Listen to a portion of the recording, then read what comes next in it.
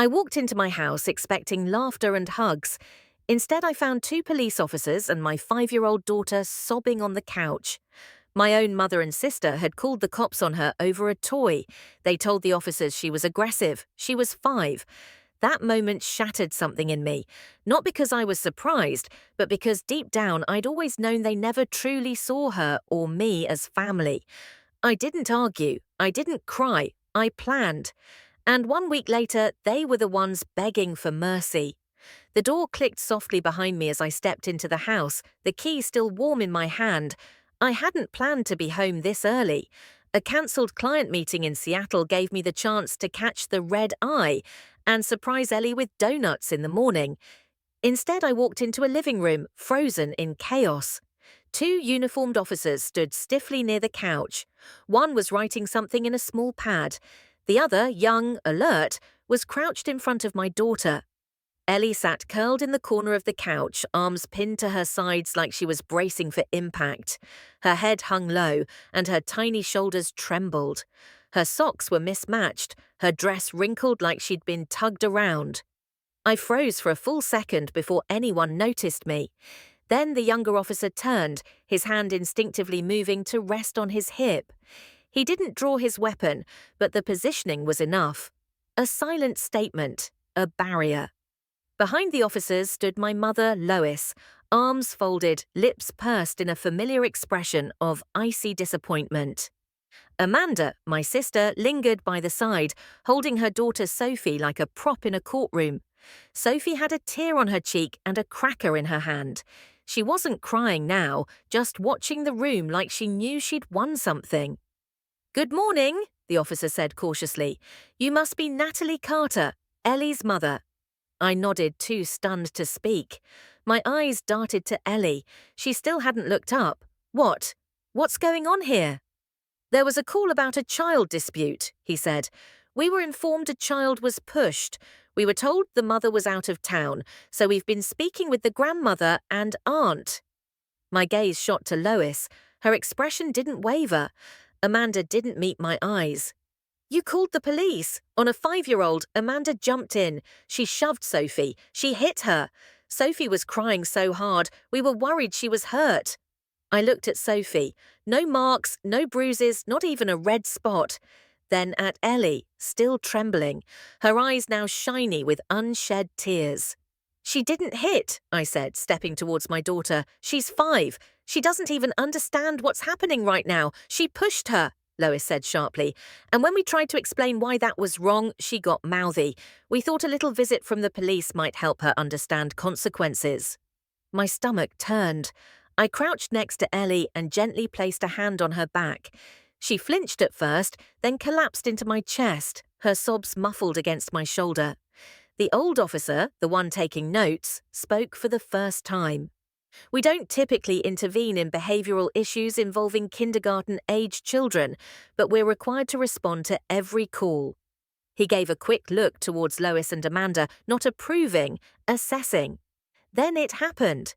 The younger officer, still crouched beside us, gave me a look I'll never forget. It was cautious, measured, like he wasn't sure who the unstable one in the room was. And in that moment, I realized something chilling. He wasn't just protecting Ellie from the others. He was protecting her from me too. At least that's what he'd been led to believe. That hit harder than Lois's glare, harder than Amanda's self-righteous frown. Because somehow, without even being there, I'd been painted as a possible danger. I, the mother, who'd worked double shifts, who'd bought Amanda's groceries more times than I could count, who'd let Lois back into our lives despite a childhood full of silence and cold hands. I looked up at the officer and said quietly, "I'm taking my daughter home now." He nodded slowly. "There's no cause for further action. We've documented statements, no signs of harm. The child is shaken but safe." He stood and faced Lois directly. "This is not what emergency services are for. If something like this happens again, it could be considered a misuse of public resources." Lois opened her mouth to reply, but he cut her off with a glance and a tight nod. Then both officers walked out, leaving the door ajar behind them. Ellie clung to me like I was the last solid thing in a world gone sideways. The door closed behind the officers with a final weighted click. The silence that followed wasn't peaceful. It was electric, brimming with tension that no one wanted to touch first. I held Ellie tighter, her small frame pressed against me like she was trying to disappear into my chest. Her breathing was shaky, but slower now, her tears still dampening my blouse. Lois cleared her throat, arms still folded like she was the only adult left in the room.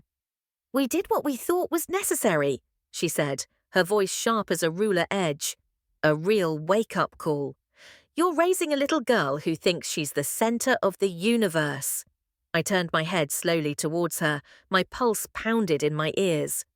"You brought uniformed men with guns into this house for a 5-year-old. She was acting out." Amanda chimed in, rocking Sophie like she was some fragile porcelain doll. "You weren't here. She screamed at us when we told her to share. Then she pushed Sophie." "Wait." I stood up slowly, Ellie still in my arms. "And instead of talking to her, comforting her, or calling me, you decided to traumatize her. She needed consequences."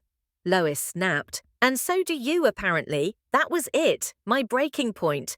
I wasn't going to cry. I wasn't going to shout. I was done performing for their twisted version of family."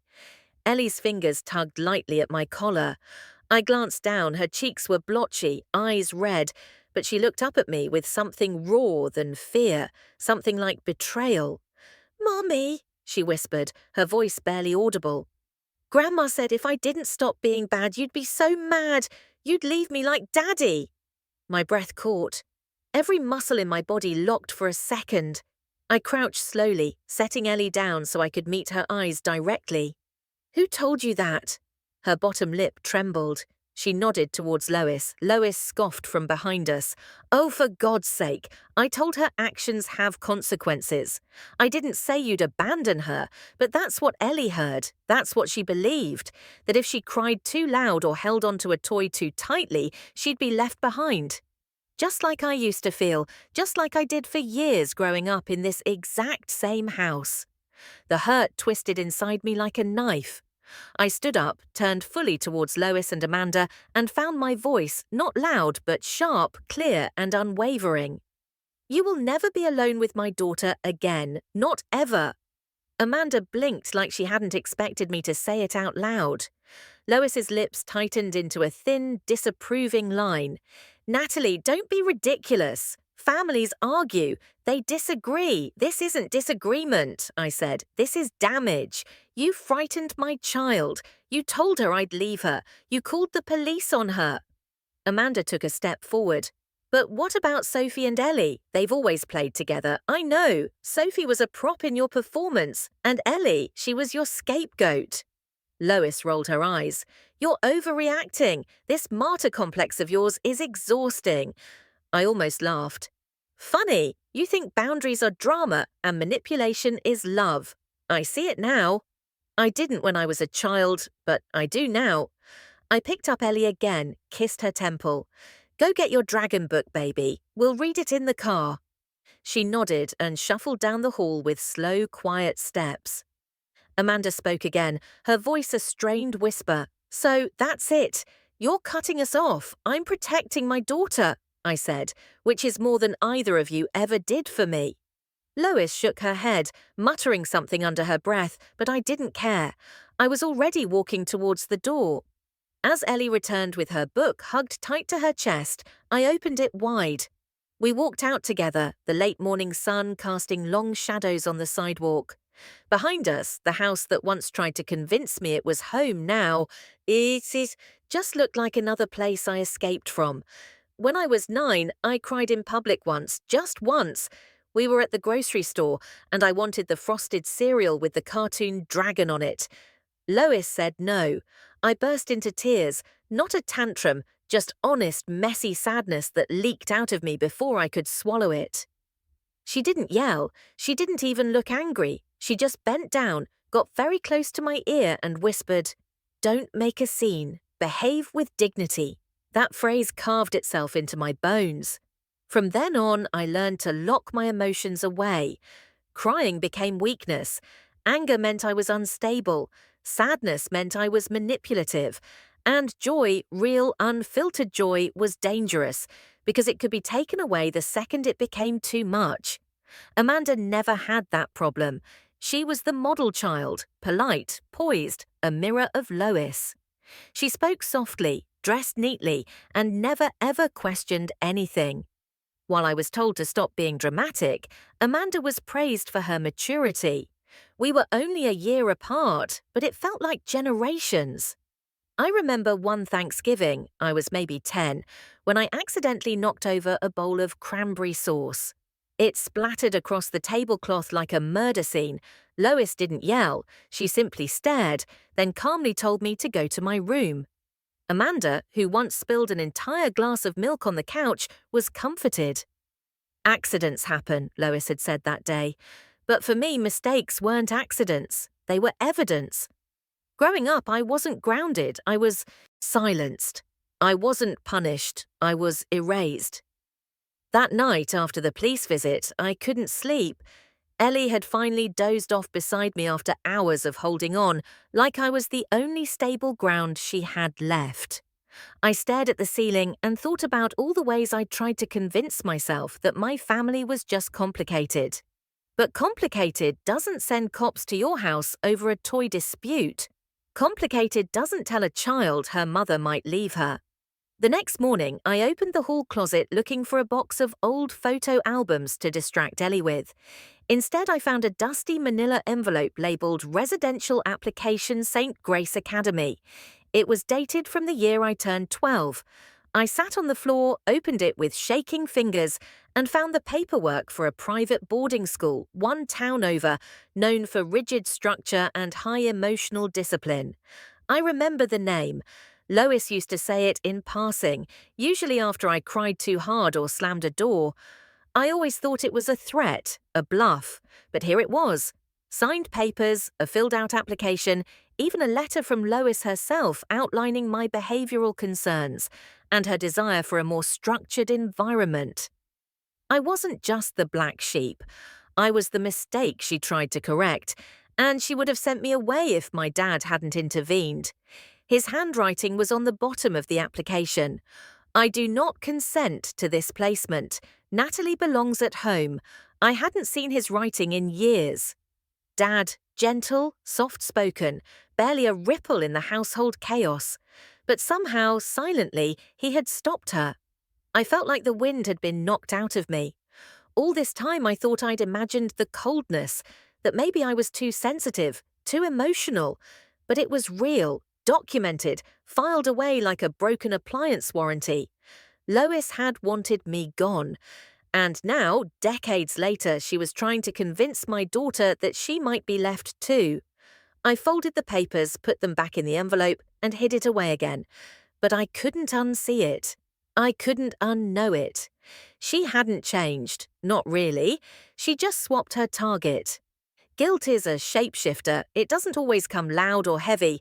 Sometimes it tiptoes in during the quietest moments, like when you're brushing your daughter's hair, and she leans into your hand like it's the only safe place left. That morning, after finding the boarding school application, I watched Ellie eat her cereal, her small hands gripping the spoon with quiet concentration. She didn't know what I'd discovered, what I'd remembered, but she looked at me with total trust, and that trust stabbed through my chest like a blade made of every decision I'd second-guessed. I had let Lois back into our lives, not out of naivety, but out of hope. Hope that maybe after Dad died, Lois had softened. That maybe, just maybe, grief had cracked something open in her, something resembling love. I wanted Ellie to have what I never did. A grandmother who baked cookies, a cousin to play dress-up with, a family that didn't feel like a test you were destined to fail. So I ignored the little signs, the backhanded comments, the subtle corrections in front of Ellie, the way Lois's eyes always narrowed when Ellie got too loud, too silly, too real. I made excuses. She's old-fashioned. She means well. She's grieving.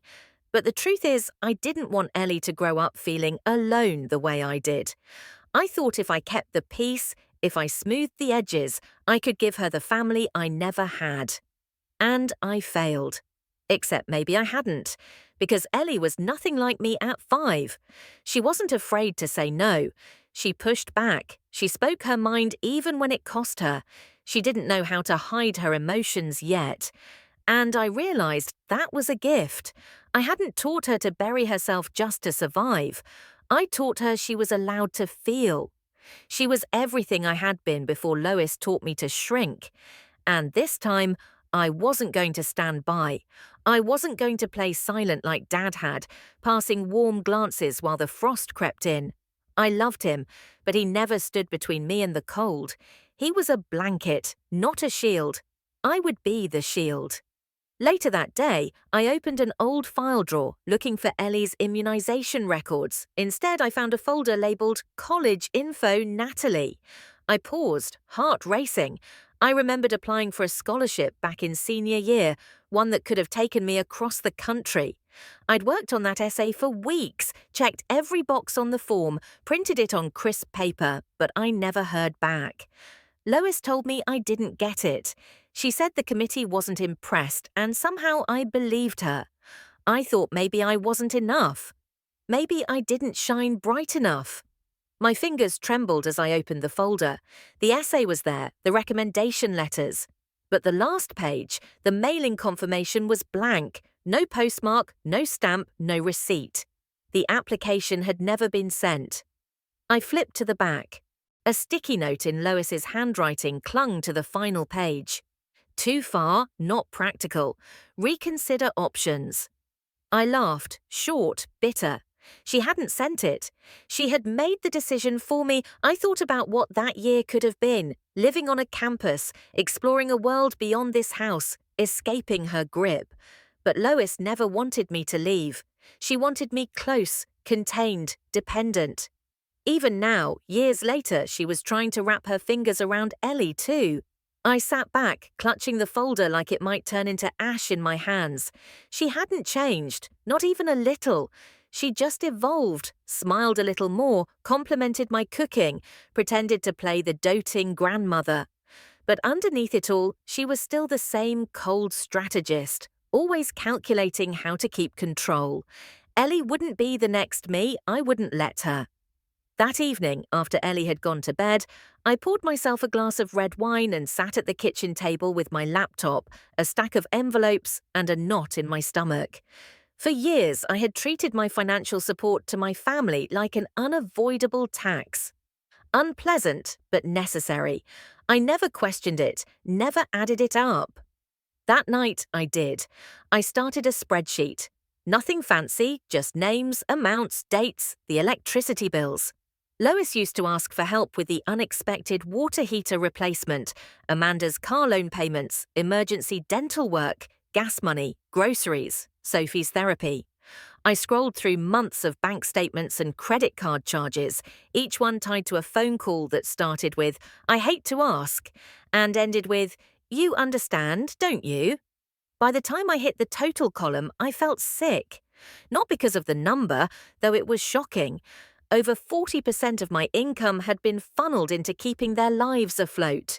No, what made me nauseous was realizing that I had financed my own erasure.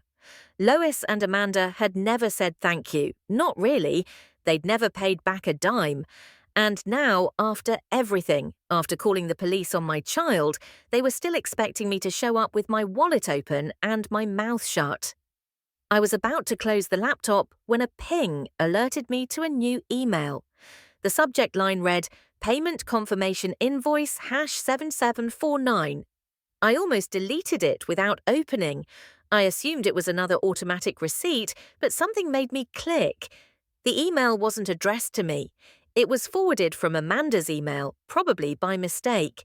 Attached was a PDF invoice for $487, itemized as Playhouse Castle Deluxe Set Doll Collection Pink Swan Edition Custom Toy Storage Unit. Not a plumber, not a broken water heater. Toys, expensive ones from a boutique children's store in town. The shipping address, Lois's house. I stared at the invoice, my breath caught in my throat. This was the emergency that I'd wired $500 for last week.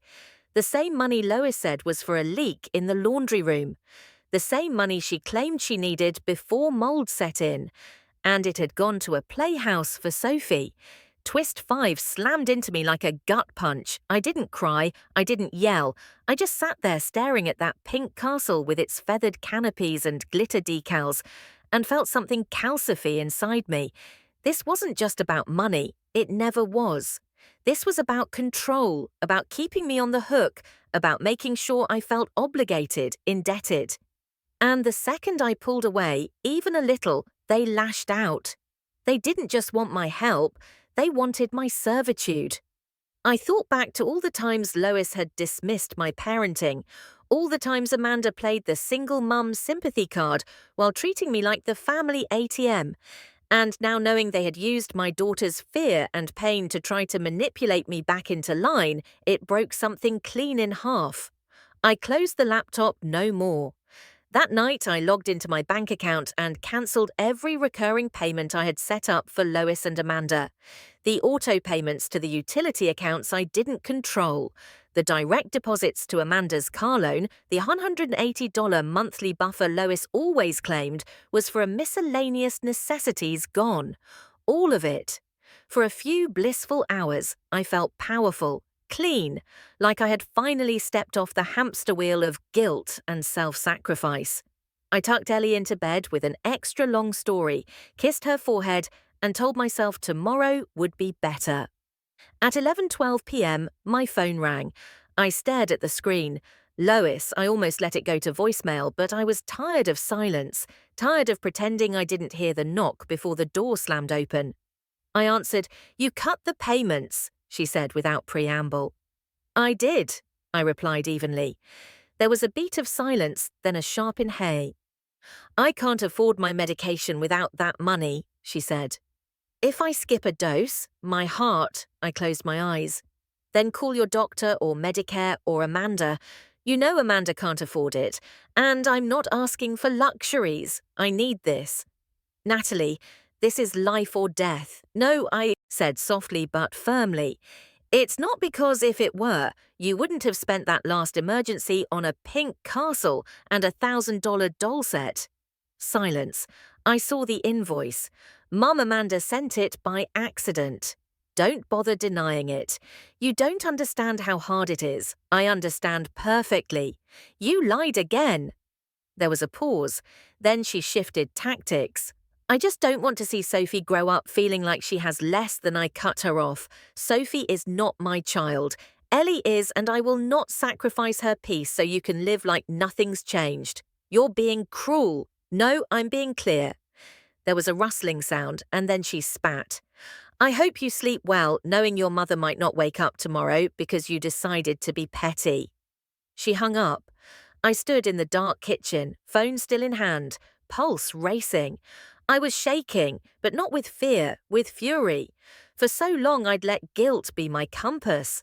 But now I could see how they weaponized it, especially Lois. I didn't hear the tiny footsteps until it was too late. Ellie stood in the hallway in her pajamas, clutching her piggy bank. "I heard Grandma," she said quietly. "Is she sick?" I knelt down, heartbreaking. "She says she is, honey, but she'll be okay." She held out a crumpled $5 bill here for her medicine. Twist 6 hit like a punch to the throat. I took the bill from her gently, held her small hands in mine. "Sweetheart, thank you. That's very kind. But you don't have to fix this."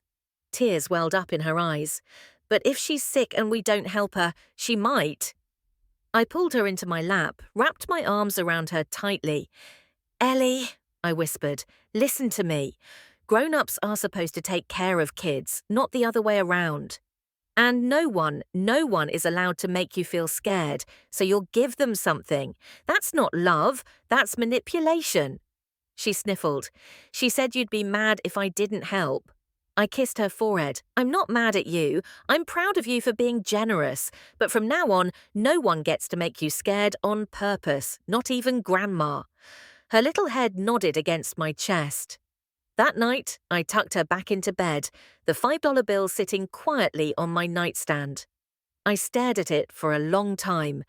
It wasn't money, it was a line, and Lois had crossed it for the last time. By Monday morning, I was ready to move forward. I had drawn my lines, made my decisions. What I didn't expect was how fast the fallout would spread.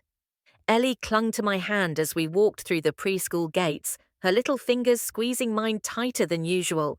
She didn't say anything, but I could feel the hesitation in her steps.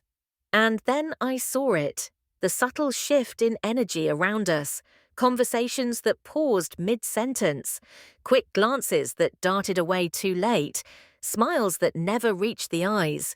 We passed a group of mums by the sandbox, women I chatted with for months, swapped snack ideas and pick-up tips with. But this morning they turned slightly, their voices dipping to hushed tones. One of them, Marcy, who usually made a big show of waving at Ellie, looked past us like we weren't even there. Inside Ellie walked quietly to her cubby while I lingered a moment longer. Miss Sanders, her teacher, offered a warm smile, but I could see the concern in her eyes. I almost asked what was going on, but something told me I'd find out soon enough. Back in the parking lot, I checked my phone. A notification blinked. Forwarded email from another parent. Subject line concerned. I opened it. There, in plain text, was a message that had clearly made the rounds. Several of you have asked about the incident involving the Carter child, Ellie. It's come to my attention that this isn't an isolated behavioral issue. Police were called to the home due to aggression concerns. The child has been flagged for emotional instability. For the safety of all our kids, please be mindful during shared playtimes.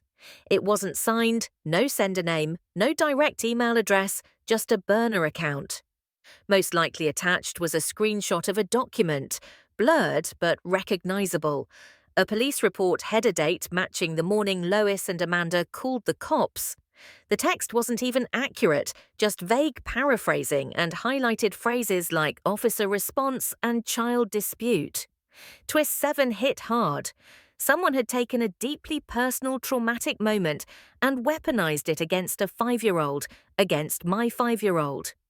I stared at the screen, a tight, hot rage blooming in my chest. Whoever sent it wanted Ellie marked, wanted her ostracized, and based on the looks I just received, and it was working.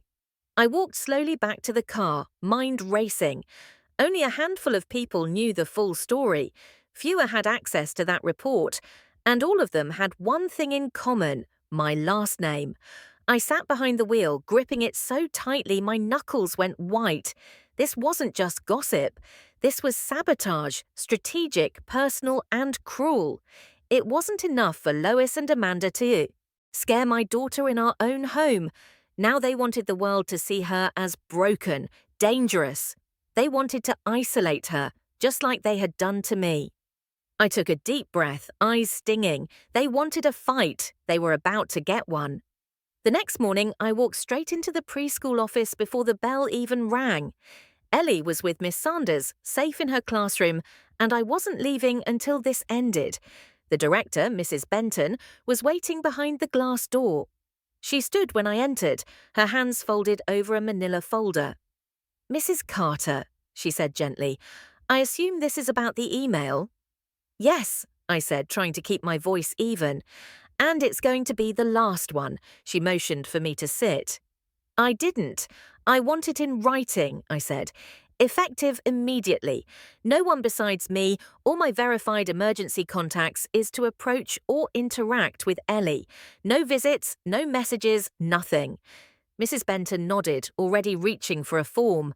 "We can update the approved contact list and circulate it to staff. I understand your concern. I also want to flag 2 individuals, Lois Carter and Amanda Parker, as restricted. If they come near Ellie or attempt to pick her up, I expect you to notify me and call security." "I will," she said. "We'll treat this as a potential safety matter." I exhaled, the kind that rattled on the way out. Mrs. Benton hesitated, then added, "I did some digging. The email, it came from a Gmail account registered under the name Blakely." My blood tea turned cold. Ellie's father, Ryan Blakely. He hadn't been in touch in over 4 years. No visits, a handful of child support checks, birthday cards that looked like they were written by an intern. I hadn't even said his name in months. "Are you sure?" I asked, heart pounding. Mrs. Benton nodded. We confirmed the recovery email tied to the account. It links back to his professional profile. Twist 8 had a name, and it wore a familiar face I hadn't seen in far too long. I left the office in a blur and drove straight home. My hands trembled as I dug out my old phone from the junk drawer, the one I kept for backup where his number still lived in the contact list. I pressed call. He answered on the third ring. "Hello, it's Natalie." A beat of silence. "Wow, did you send an email about Ellie to her school?" Another pause. I just heard some things and I thought people should know. You haven't spoken to your daughter in 4 years. What exactly do you know? Your mum told me about the incident with the cops. She said Ellie was getting unstable." I closed my eyes. "So you decided to smear a 5-year-old based on second-hand gossip." I just thought, "No," I snapped. "You didn't think you parroted Lois again, just like you did when we divorced." She sounded worried. He mumbled, "She's manipulative, Ryan. She's been manipulating all of us for years, but Ellie is off limits. I didn't mean any harm. You caused it anyway." I hung up. And then I stood in the kitchen, my palms flat against the counter, breathing through a whirlwind of rage. Of course, it was Lois. She couldn't reach me directly anymore, so she went through the one person spineless enough to act on her behalf. She didn't just weaponize my past. She dragged Ellie's absentee father into her war.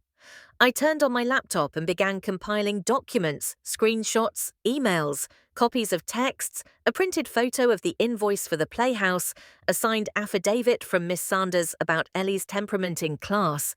If Lois and Amanda wanted to play this game, I would bring the law into it.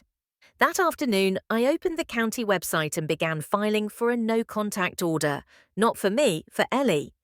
It started with a knock, not loud, not frantic, just soft enough to make me wonder if I imagined it. I peeked through the window and saw Amanda standing on the porch, holding a glittery gift bag, and a smile so forced it could have been glued on. Her daughter Sophie stood beside her in matching bows, eyes darting around like she wasn't sure why they were here either. I didn't want to open the door. But Ellie heard the knock and came running, still in her dinosaur pajamas, excitement lighting up her face. "Is that Aunt Amanda?" she asked. My chest tightened. I opened the door. Amanda lit up like a Christmas tree. "Hi, Ellie Bug. We brought you something," Ellie beamed. "For me?" "Yes, sweetie," Amanda said, handing over the bag. "Just a little surprise. We were in the neighborhood." I raised an eyebrow. Our neighborhood was 20 minutes from hers, and she didn't own a car anymore. "Can I open it, Mum?" Ellie asked, already halfway through the tissue paper. "Go ahead," I said quietly, watching Amanda closely. Inside the bag was a stuffed sloth and a sparkly bracelet that blinked with tiny LED lights. Ellie squealed in delight. "Thank you, Auntie." Amanda crouched to hug her, lingering a second longer than necessary. I caught the angle of her phone just as she pulled back. Click, twist 9. My stomach dropped. I stepped between them. "Okay, Ellie, go put your new bracelet in your room and wash your hands." She skipped off, humming. I turned to Amanda. "Delete it." She blinked, feigning innocence. "Delete what?" "The photo. You took one. I saw it. I just wanted one for the memories." "She's my niece. She's not a prop," I snapped. "You don't get to show up with cheap gifts, snap a photo, and post it like everything's fine." Amanda's expression twisted. "I wasn't." "Don't insult me, Amanda. I know exactly what you're doing." She straightened defensive. "Mum misses her. So do I. And everyone keeps asking why we're not seeing her anymore. You've iced us out without explanation. Because calling the police on a 5-year-old isn't something that requires a follow-up memo," I said flatly. Her face flushed. "That was an overreaction, but we were scared." "No, you wanted control, and when you didn't get it, you used fear and shame to lash out." She opened her mouth, then closed it again. Her phone buzzed. I caught a glimpse of the notification on her lock screen, a like on a recent post. I didn't even need to see it to know she'd already uploaded the photo. I went back inside, grabbed my phone, and opened social media. Sure enough, there it was, a photo of Ellie, blurry but smiling, hugging Amanda. The caption read, "Some bonds can't be broken, even when others try to stand in the way. Family first always." The comment section was already growing. "Natalie, so cold. Glad someone still shows up for that little girl. I screenshot everything." When I stepped back outside, Amanda was still there, scrolling her phone like she didn't just commit emotional blackmail in real time. "You have until sunset to take that post down," I said. After that, I send a cease and desist through my lawyer. Her head snapped up. "You're overreacting." "No," I said calmly. "I'm setting a boundary, one I should have set years ago." She scoffed, muttering something about me being dramatic as she stormed off with Sophie in tow. But I wasn't shaken this time because for the first time, I wasn't the one trying to keep the peace. I was protecting it. Filing for a temporary restraining order didn't feel dramatic. It felt like finally locking the door that should have been shut years ago. I sat at the dining table with my laptop, Ellie colouring quietly on the floor nearby. The county court website made it surprisingly easy. I uploaded evidence, screenshots of Amanda's post, the burner email, the invoice for the toys disguised as plumbing repair. I checked the boxes next to both Lois and Amanda's names, explained in detail that this wasn't a family dispute. It was a repeated pattern of harassment and emotional manipulation aimed at a child. I clicked submit, and just like that, the wheels turned. There was no guilt this time, no second guessing, just clarity. Later that afternoon, as I was pulling weeds in the front yard, my neighbour Susan walked up the sidewalk holding a Tupperware container of cookies. She and her husband had always been kind, quiet people, big garden, never gossipy. She'd known my family for years, lived down the block since Amanda and I were teenagers. "Hey, Natalie," she said, setting the container on the porch rail. "Made your favourite?" I smiled. "Thanks, Susan."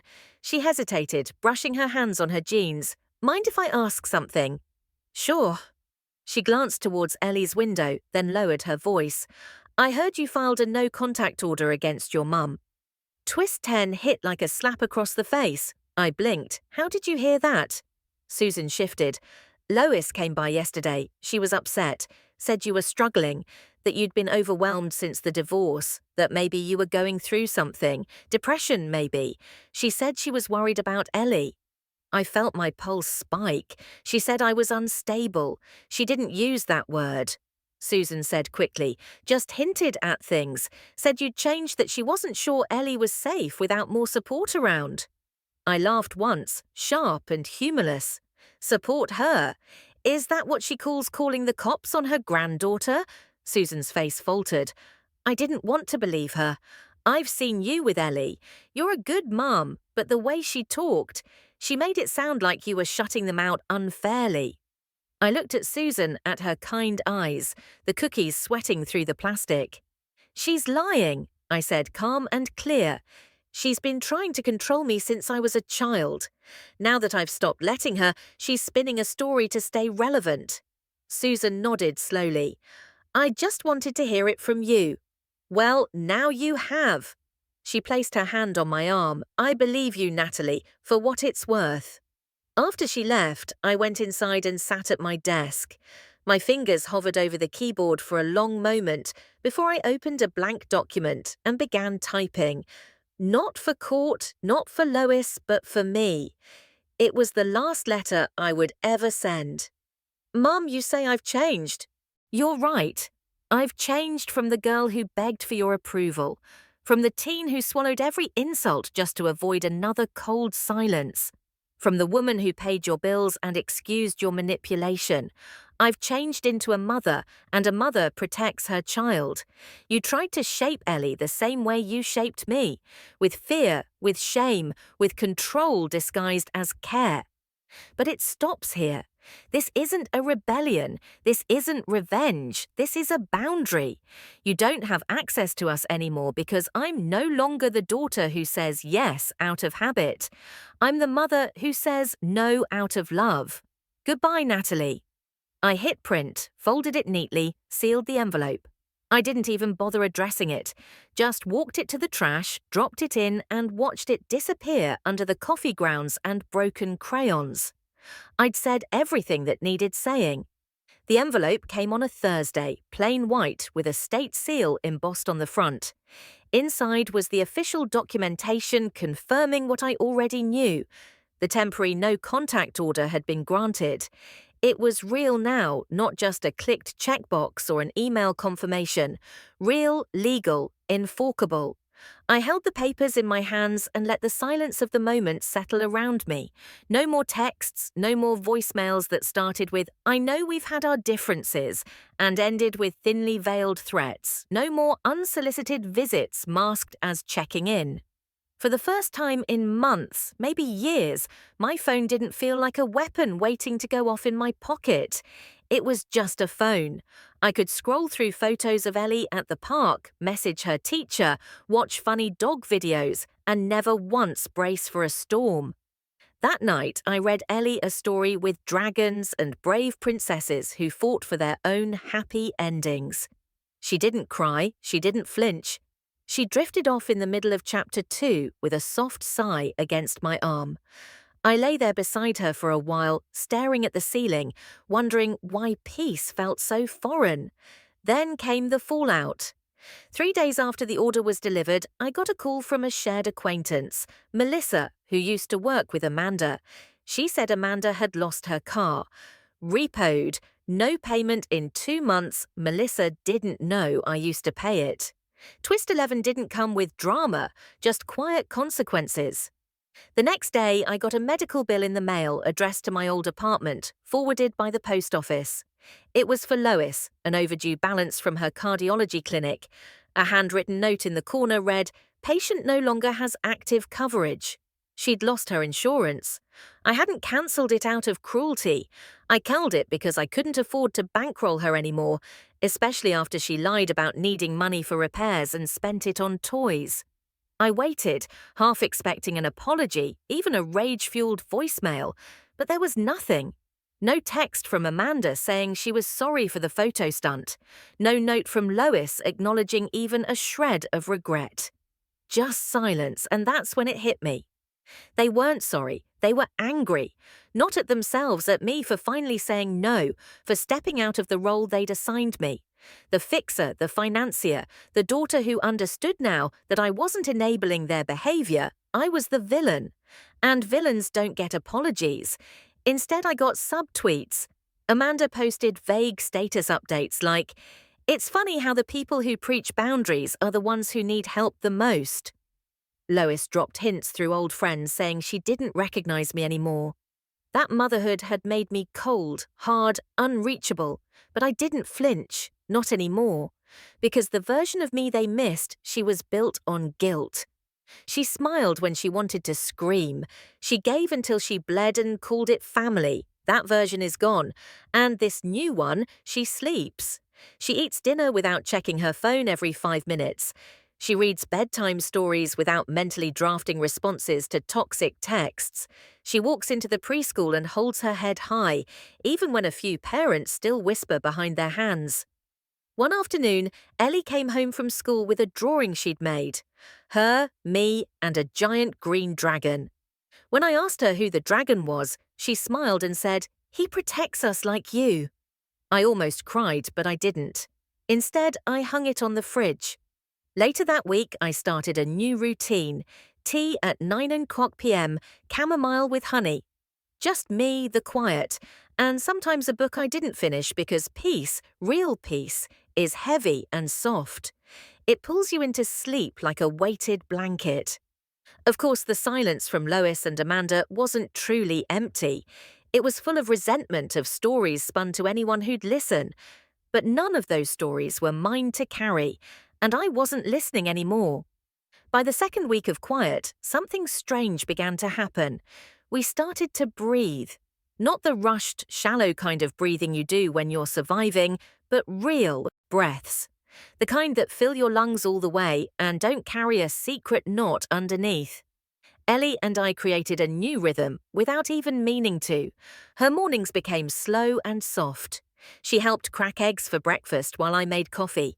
She stirred pancake batter with her whole body, tongue sticking out in concentration. I let her pick what vegetables we'd cook for dinner, even if it meant 3 nights of carrots in a row. We painted a mural on her bedroom wall, just us, brushes, washable paints, and 0 rules. A rainbow, a sun with sunglasses, a dragon with glitter wings. It looked like a colouring book exploded, but she was proud, and I was too.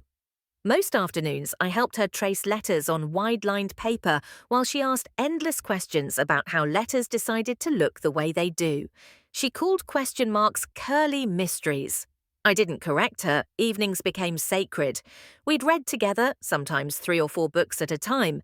Some nights we'd turn off the lights and tell each other stories in the dark. She always made me be the dragon. "Because you're strong," she'd say, and I believed her. The quiet was no longer eerie, it was earned and healing. One Saturday, while reorganizing boxes in the back of my closet, I found an old cigar tin, something my dad used to keep coins in.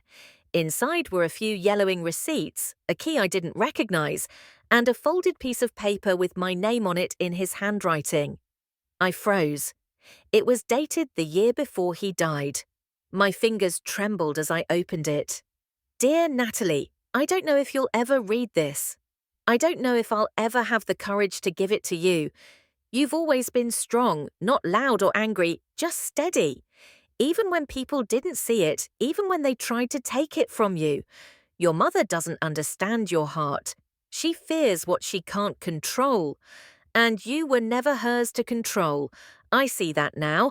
I saw it too late. I didn't stop enough. I didn't say enough. I let you fight battles I should have fought beside you. I thought protecting you meant not making waves. I was wrong. But you, Natalie, you have something none of us ever did. The strength to leave. I believe you'll break this cycle, that you'll give your daughter what we couldn't give you. And when you do, I hope you forgive me for not standing up sooner. I am proud of you. Love, Dad." I sat on the closet floor and cried in a way I hadn't let myself in years. Not because I was sad, but because for the first time, I didn't feel alone in the fight. Even if he hadn't given me this letter while he was alive, he had written it. He had believed in me. And that belief, quiet, tucked away in a tin, it still mattered. That night, as Ellie curled up beside me in bed, I read her the letter. I simplified some parts, skipped others, but she listened like it was a fairy tale written just for her. "Was that about you?" she asked. "Yes," I whispered. "Was Grandpa scared?" I paused. "Yes, but he loved me." She nodded like she understood more than I expected.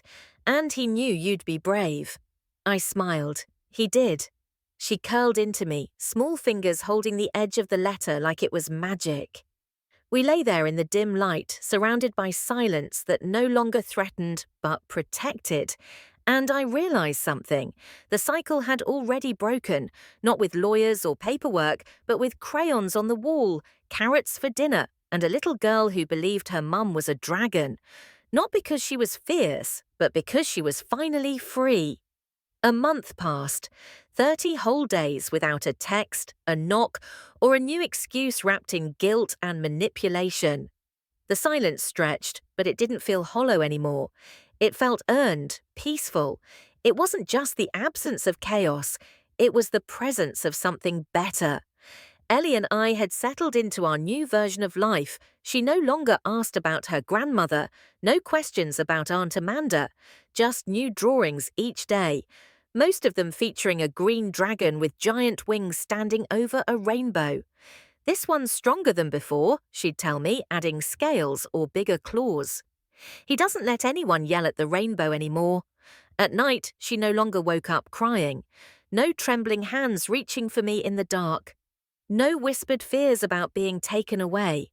Just steady sleep curled beside me or in her room filled with glow-in-the-dark stars and stickers we picked out together. One morning over cereal, she looked up and said, "Mummy, did the bad dreams go away because we closed the door?" I paused, spoon halfway to my mouth. "What door, baby?" "The one with yelling behind it," she said matter-of-factly. "We shut it." I swallowed the lump in my throat.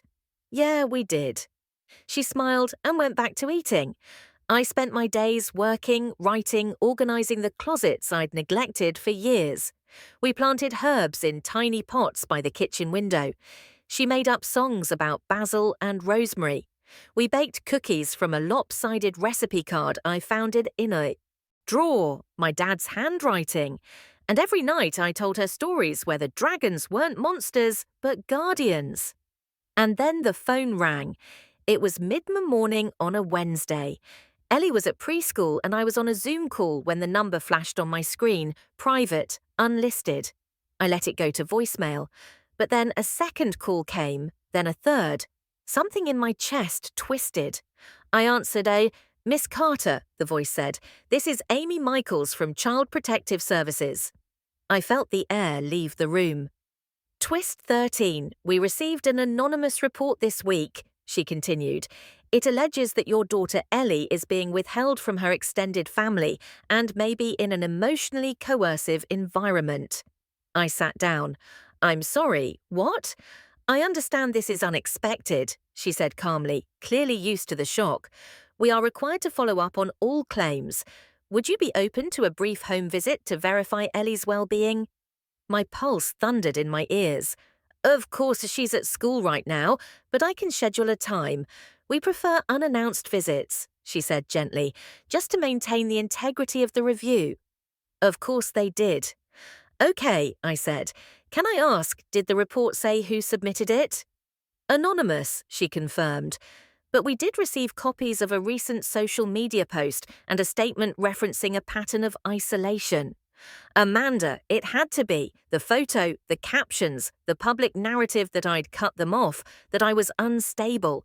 All of it had been building to this weaponized whispers. That afternoon, Amy came by. She was polite, professional. She looked around the house, asked me basic questions, checked the fridge, the cabinets, the bathroom. When Ellie came home, she greeted Amy like any other grown-up, smiling, calm, curious. They talked for 10 minutes. Ellie showed her the dragon drawing on the wall, told her how we made muffins with chocolate chips and banana, showed her the sticker chart we used for brushing teeth. When Amy stood to leave, she said, "It's clear that your daughter feels safe here." I exhaled, knees nearly giving out. "Do you want to know my opinion?" Amy asked, her voice softer now. "Please. This doesn't look like a cry for help. It looks like someone's trying to punish you." I nodded slowly. "That's exactly what it is." She handed me her card. "If anything else happens, if you get any more messages or interference, keep records. Document everything. And if you feel unsafe, call us or the police." I thanked her and she left. When the door closed, I slumped to the floor. I hadn't cried in weeks, but that moment broke me wide open. Not because I was afraid, but because they were still trying. Even with legal orders, even with Ellie thriving, even after I chose peace, chose protection, chose to break the cycle, they couldn't stand it because I wasn't playing the part anymore because I'd chosen something else. Ellie came in from the kitchen holding 2 markers. "Can we finish the dragon's wings?" I wiped my eyes quickly. "Yeah, baby, let's do it," she plopped down beside me, already humming a made-up song. And I realized they could report me, smear me, threaten me, but they couldn't reach me anymore. Not where it mattered, not here. The next day, I didn't wait. I made copies of everything. Emails, screenshots, Amanda's social media post, the invoice Lois disguised as a plumbing emergency, and the court-approved no-contact order. I also requested a written statement from Ellie's preschool teacher, Miss Sanders. Within hours, she sent back a letter so full of kindness, it made my chest ache. "Ellie is a thoughtful, gentle child," it read. "She is cooperative, social, and emotionally aware beyond her years. There is no indication of neglect, distress, or any red flags in her behavior. She speaks lovingly and confidently about her home life. It is my professional opinion that she's being raised in a stable, nurturing environment. I forwarded it to Amy Michaels at CPS along with my own message, not just to defend myself, but to make something very clear. We were not victims of circumstance. We were survivors of something deliberate, and I wouldn't let them twist the truth anymore. That evening, after putting Ellie to bed, I sat at the kitchen table with a cup of tea and opened a new document. Not a legal form, not a complaint, a letter. Not for the agency, not for Lois or Amanda, but for the system itself, for the people on the other end of anonymous calls who don't know who to believe. It began like this: to whom it may concern. This isn't a report, this isn't an accusation, this is a story. A story about a 5-year-old girl who was bright, expressive, and deeply empathetic. A girl who started having nightmares after a police officer showed up at her home, not because she did something wrong, but because her grandmother and aunt didn't like how she protected her space during playtime. It's also a story about a mother, me, who grew up in a household where control was disguised as tradition, and silence was the only acceptable form of survival. A household that taught me to bury my feelings so deep I almost didn't recognize joy when I finally found it. When I broke that cycle, when I said no, it wasn't received with understanding. It was met with retaliation, with character assassination, with accusations that weren't just false, but cruel. But this letter isn't about blame. It's about the many families who look perfect from the outside, who host birthday parties, post family photos, and smile through gritted teeth. While behind closed doors, children are taught that love is earned through obedience and fear.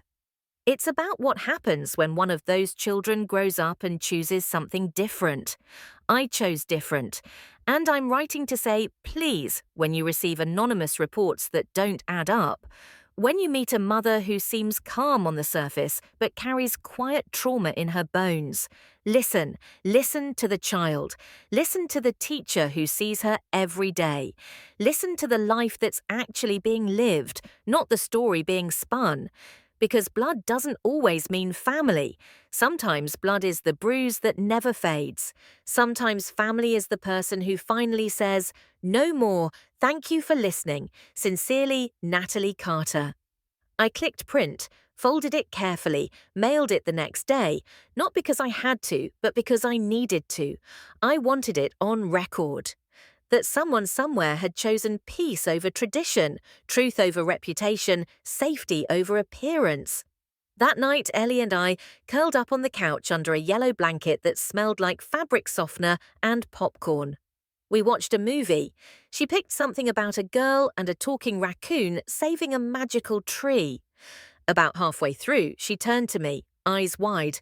"Mum, yeah, baby. Do you think our dragon would like this movie?" I smiled. "I think he'd love it." She grinned, then leaned her head on my shoulder.